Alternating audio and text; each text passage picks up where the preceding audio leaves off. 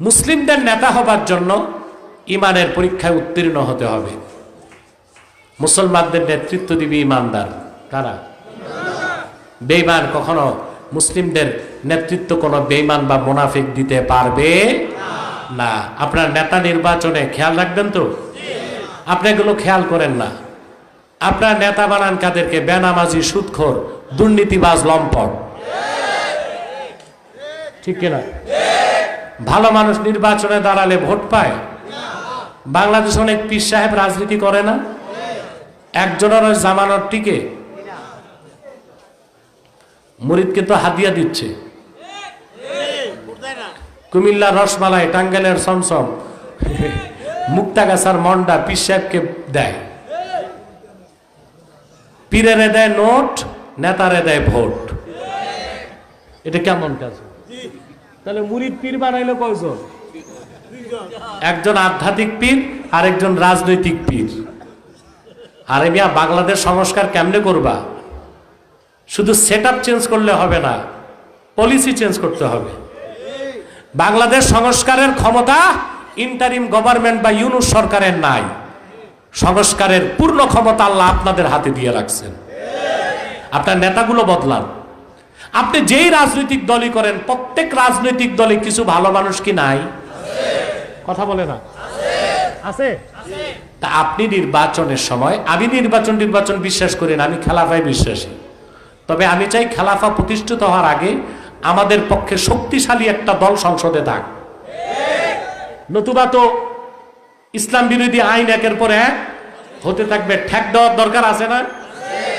এটা একটা নীতি আছে, আজ-জারুরাতু তাতাকাদ্দারু বিকাদরিজ জারুরা। আজ-জারুরাতু তাতাকাদ্দারু বিকাদরিজ জারুরা, এটা একটা নীতি আছে। এটা আমার ভিন্ন লেকচার আছে, শুনবেন। এখন প্রত্যেক রাজনৈতিক দলে কিছু ভালো মানুষ নাই।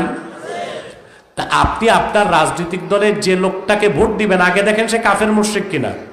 যদি কাফের মুশরিক মুনাফিক হয়, বাদ দেন। যদি দেখেন ইমানদার আর নামাজ পড়ে, হালালখোর দুর্নীতিবাজ না, তারে ভোট দেন। প্রত্যেক রাজনৈতিক দলের লোকগুলো যদি এই সিদ্ধান্তটা নিতে পারে, বাংলাদেশটা ইসলামী সমাজ হয়ে যাবে। হবে কিনা?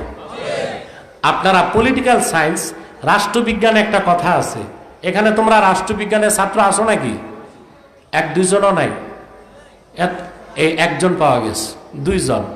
পলিটিক্যাল সায়েন্সের একটা অথেন্টিক স্টেটমেন্ট হচ্ছে, society is great then state. সমাজ রাষ্ট্র থেকে বড়। সংস্কার তো আমাদের হাতে। কাদের হাতে?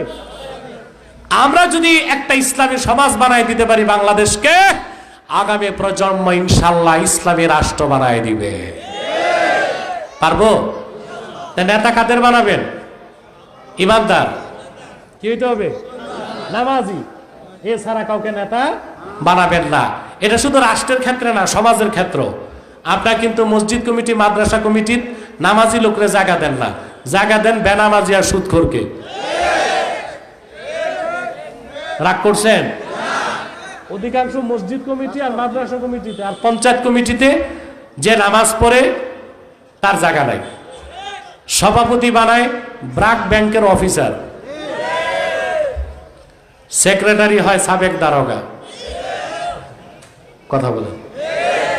কমিটির সভাপতি যদি হয় সুদখোর আর সেক্রেটারি ঘুষখোর, বেচারা ইমাম সাহেব এতিমের মতো মিম্বরে বসে থাকা ছাড়া আর কাজ আসেনি। তা আপনাদের এগুলো খেয়াল করতে হবে। নেতৃত্বে কাদেরকে নিবেন?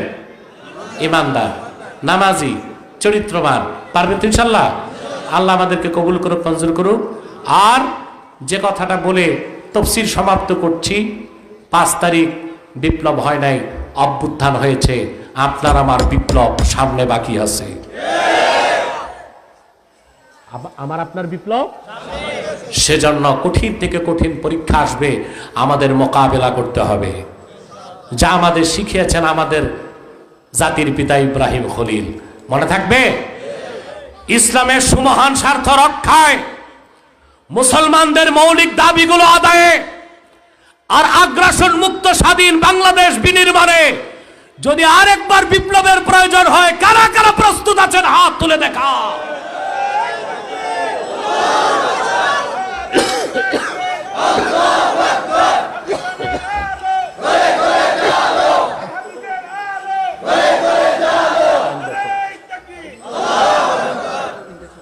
আল্লাহ আমাদেরকে কবুল করুক, আল্লাহ আমাদেরকে মঞ্জুর করুক, বলুন আল্লাহুম্মা আমিন।